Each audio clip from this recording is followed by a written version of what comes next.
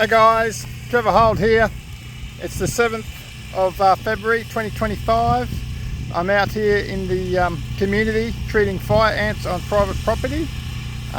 Private property owners have engaged me under a commercial contract to fight fire ants on their private property. So I'm here with consent and permission. And not only that, financial gain to treat these nests, obviously under a commercial arrangement. So I'm here. I've got a typical fire ants nest here. There's thousands of these that I treat every week,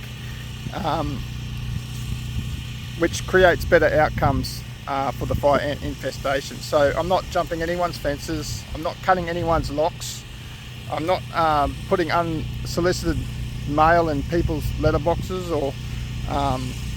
or making demands of people to accept things that don't align with in their lifestyles. I'm not forcing anything onto anybody. I'm just here treating fire ants in a direct nest treatment method. This method that I'm using is a hot water treatment. It's patent holder Dr. Joshua King, and it's licensed through the University of Florida. So I just thought we've got a fire ants nest here. I just thought we'll just show you and just talk about it a little bit. So here we have a fire ants nest. You can hear the machine gun in the background, but this is a double nest here. You can see it's in a bit of a grassy area here on the side. It's pointing, this side here is pointing to the sun, which is typical of fire ants nests. They're a thermo-regulated insect, so in these hot days they're probably quite deep, their brood and their queen, because it's quite hot out here today. So there's no holes or anything in the top of this nest, but sometimes there are, and it can be a little bit misleading to say that there are no holes on fire ants nests, because it just depends if they get disturbed or stood on. You can see their holes and that there, and they mightn't have fixed it. They tend to only fix it sort of during the night, not during the day. But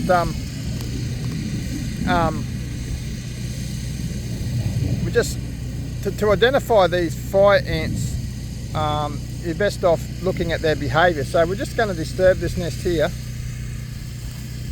and we'll just have a look, see if any fire ants come out.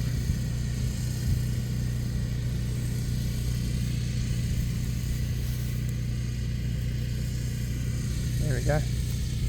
So they're quite deep there. It took them a little while to come up because it's very hot today. So the hotter the day is, the deeper they are, because they are thermo-regulated. So they're trying to keep the brood at about 30 degrees Celsius. So if it's too hot outside, then yeah, a bit deeper in their nest.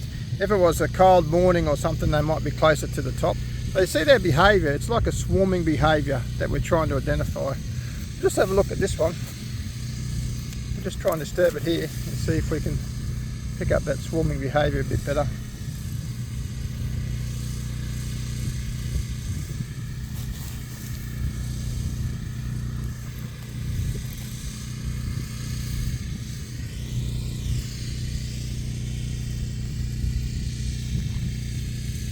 They're only tiny little